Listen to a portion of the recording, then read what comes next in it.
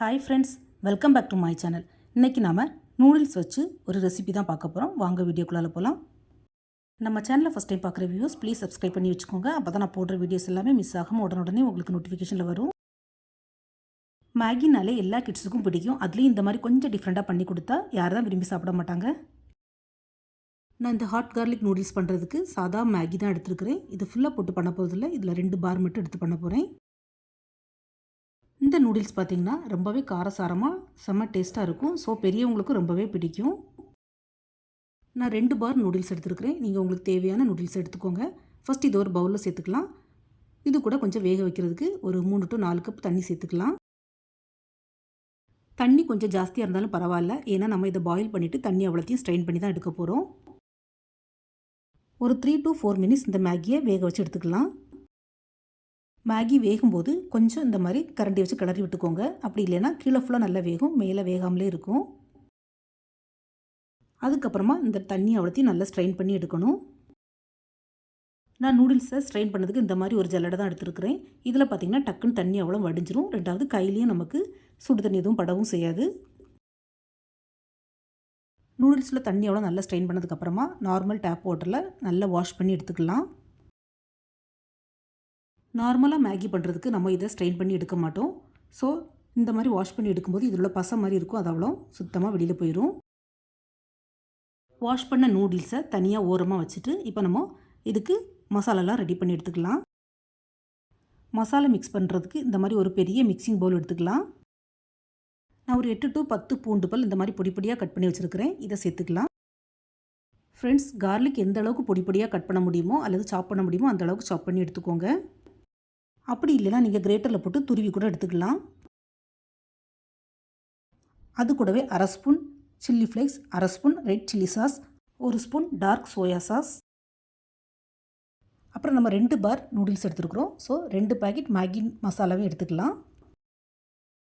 2 packet Maggi மசாலாவையும் இது கூட சேர்த்துக்கலாம். நீங்கள் 1 பார் தான் பண்ணுறதா இருந்தால் ஒரே ஒரு பேக்கெட் சேர்த்தா போதும். ஜாஸ்தியாக பண்ணுறதா இருந்தால் கூட ஒரு பேக்கெட் ஆட் பண்ணிக்கோங்க. 1 பார் நூடுல்ஸுக்கு 1 பேக்கெட் மேகி மசாலா, அந்த மாதிரி ரேஷியோ தான். அப்புறமா எக்ஸ்ட்ரா டேஸ்ட் அண்ட் ஃப்ளேவருக்காண்டி நான் இந்த Maggi magic cube masala use பண்ணுறேன். இது ஆப்ஷனல் தான்,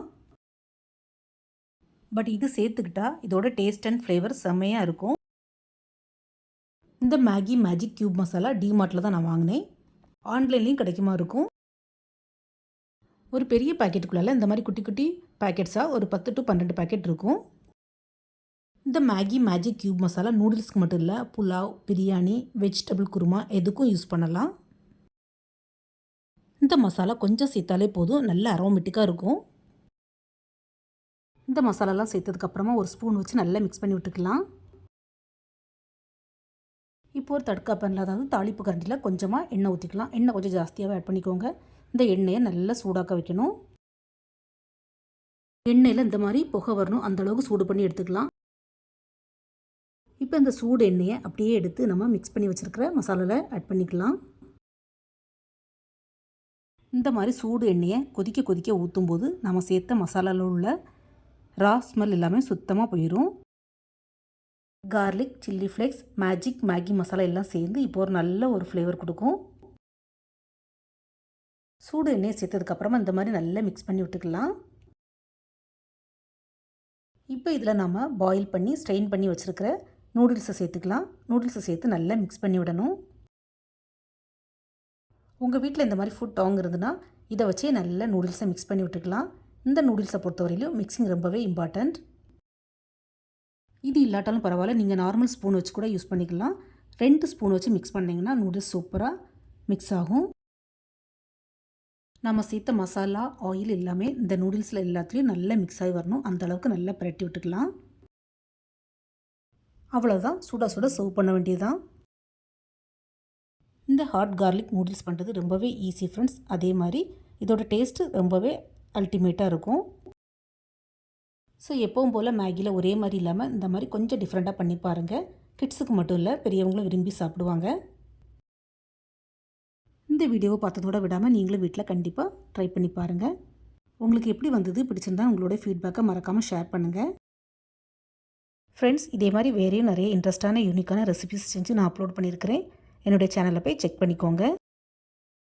இந்த வீடியோ பிடிச்சிருந்தா மறக்காமல் எஸ்ஆர்வி கலக்கல்ஸை லைக் ஷேர் அண்ட் சப்ஸ்கிரைப் பண்ணுங்கள். தேங்க்ஸ் ஃபார் வாட்சிங். See you soon in the next video. Bye.